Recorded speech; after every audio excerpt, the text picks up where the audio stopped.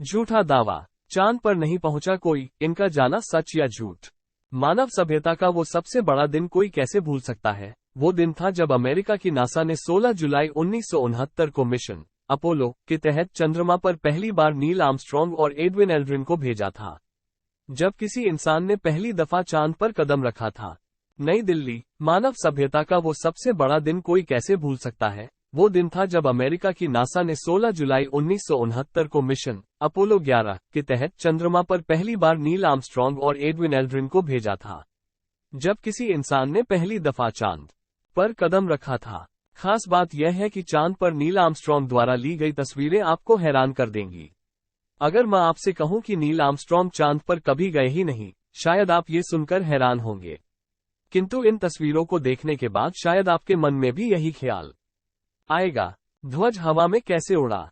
दुनिया में कई लोगों ने इन तस्वीरों को देखकर यही सवाल उठाए हैं कि नील आर्मस्ट्रॉन्ग कभी चांद पर गए कि नहीं। ऐसे में कई सवाल खड़े होते हैं कि एक तरफ जहां चांद पर वातावरण शून्य है, तो अमेरिका का ध्वज हवा में कैसे उड़ रहा है।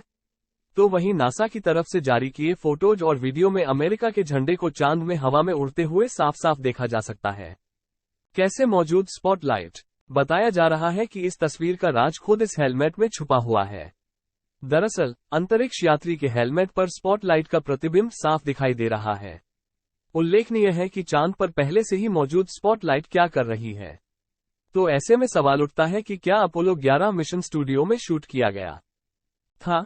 पैरों के निशान, नासा ने बताया कि चांद पर नील आर्मस्ट्रॉन्ग के पैरों के निशान है। तस्वीरों को देखकर यह ज्ञात भी हो रहा है।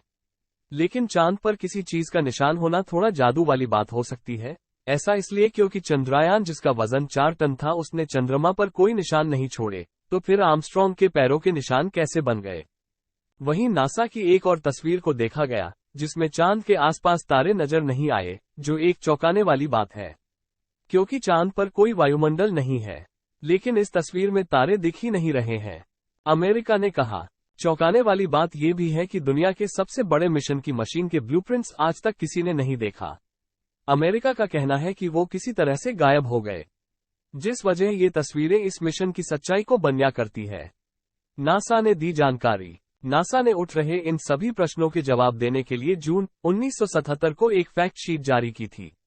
इसमें उन्होंने ऐसे तथ्य बताए थे जो साबित कर सके कि अपोलो 11 मिशन गलत नहीं था। अपोलो 11 मिशन को साबित करने के लिए उन्होंने चांद से लाए ऐसे पदार्थ भी लोगों के सामने रखे जिन्हें धरती पर पैदा नहीं किया जा सकता। उसका कहना था कि ज्यादातर ऑपरेशन लैंडिंग के दौरान चांद से 1000 फीट की ऊंचाई से किए गए थे। वहां कुछ विशेष परिस्थितियां बनाई गई थी।